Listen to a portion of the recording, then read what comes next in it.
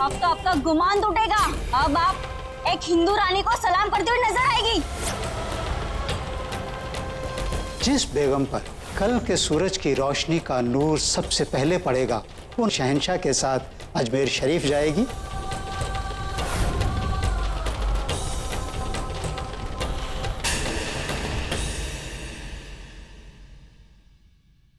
महामंगा, आपने हमें याद फरमाया? जी, तशरीफ रखिए।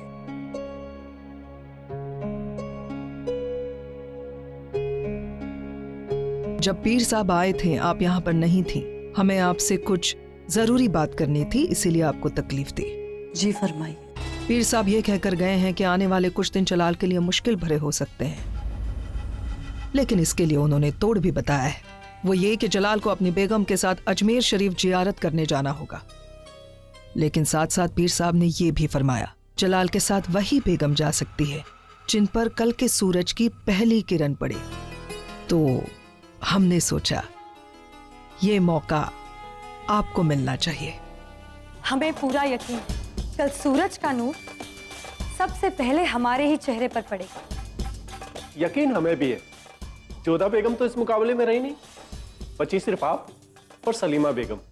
कल सूरज का नूर हमें नसीब हो ना हो, हम तो बस बार बार जोधा बेगम के बारे में सोच रहे हैं।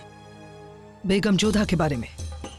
माफ कीजिएगा बेगम सलीमा, लेकिन हमें आपके ख्यालात बिल्कुल पचकाने लगते हैं। बेगम जोधा पर सूरज की पहली किरण पड़ ही नहीं सकती, क्योंकि उनका ख्वाबगाह पश्चिम की ओर आता है। सूरज की पहली किरण सबसे पहले किस होजरे में आएगी जानते हो होशियार? किस होजरे में? ये तो हम तुम्हें कल ही बताएंगे। हमारी जाने की तैयारियां करो। यकीनन हम ही जलाल के साथ अजमेर शरीफ जाएंगे। हमारी दिली तमन्ना थी कि जोधा बेगम अजमेर शरीफ जाए। वो बहुत ही नेक इंसान है। ये सारी बातें करके आप अपने साथ साथ मलिका बेगम, बेगम रुकैया की भी तौहीन कर रही हैं। ये तो कल का सूरज ही तय करेगा महामंगा। जो खुदा को मंजूर है वही होगा, फिर चाहे किसी भी बेगम को पहली किरण नसीब। हम तो बस ये चाहते हैं कि शहंशाह सलामत रहे, खुदा उन्हें रहमत बख्शे। अब अगर आपकी इजाजत हो तो हम जाएं। खुदा हाफिज। खुदा हाफिज।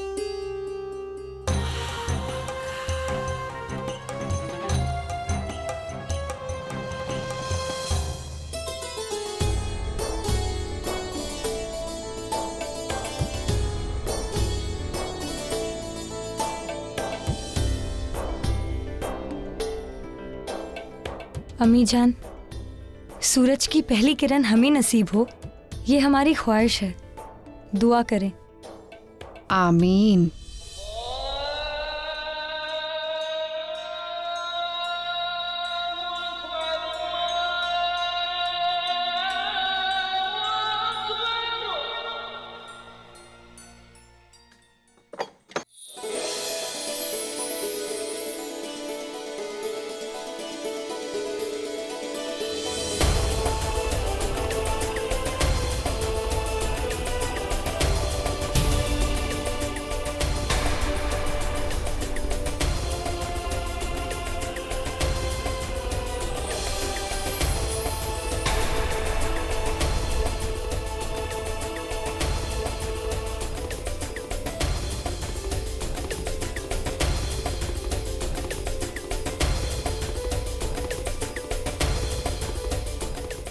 जोधा बेगम इस कमरे में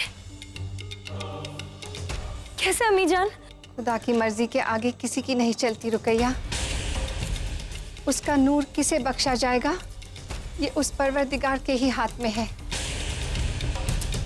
देखो, ना तुम्हें मालूम था ना हमें कि जलाल जोधा को इस कमरे में तन्हा छोड़ेगा जहां सूरज की रोशनी सबसे पहले दस्तक देती है।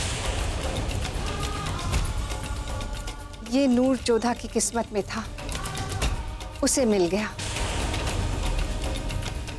पीर साहब की ताकीद के मुताबिक जलाल के साथ अब जोधा ही अजमेर शरीफ जाएगी।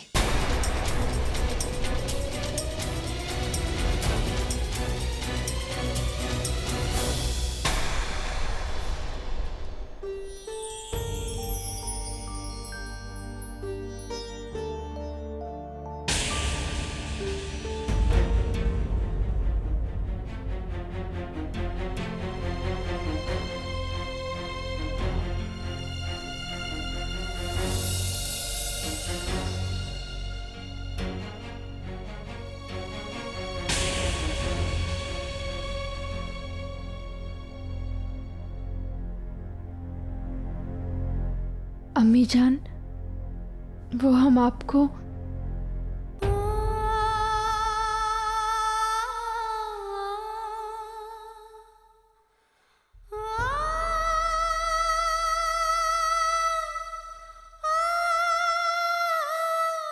जोधा, मतमैले रंग पे कोई दाग नहीं दिखता, पर जो रंग सफेद हो वो छूने भर से मैला हो जाता है। तुम बहुत पाक और नेक हो। आइंदा ऐसा कोई कदम मत उठाना जिससे तुम्हारी शान और शराफत को ठेस पहुंचे। आज तक तुमने जो भी किया आमिर के लिए एक मिसाल है, और आगे भी ऐसा ही कुछ करना कि ये मिसाल कायम रहे। जी अम्मी जान, हम स्वीकार करते हैं कि हमसे गलती हुई, परंतु उस वक्त हमारी मनोदशा ऐसी हो गई थी कि हमें कुछ समझ नहीं आ रहा था। हमें लगने लगा था कि ना ही संसार हमारे लिए है और ना ही हम इस संसार के। जिंदगी में ऐसे पल आते हैं बेटा जब इंसान को जिंदगी बेमानी से लगने लगती है।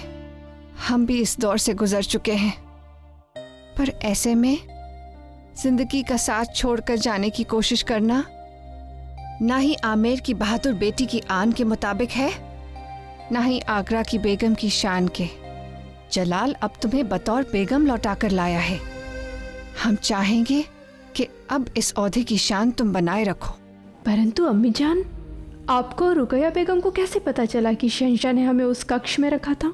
नहीं जानते थे, हमें सिर्फ इतना पता था कि जलाल की जिंदगी को खतरा है। क्या? और हम पीर साहब की हिदायत के मुताबिक काम कर रहे थे।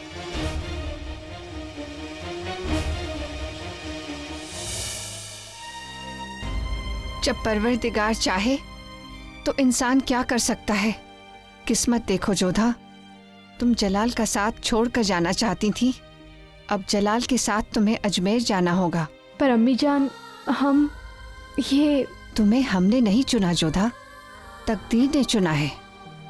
और इंसान तकदीर से भले ही लड़ने की कोशिश करे, जीत नहीं सकता। क्या सोचने लगी जोधा?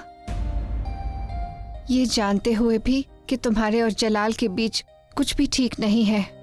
एक माँ होने के नाते हम तुमसे दरख्वास्त करते हैं कि हम जाएंगे अम्मी जान। नियति या भाग्य के आदेश से नहीं, हम अजमेर जाएंगे आपकी प्रसन्नता के लिए। जीती रहो।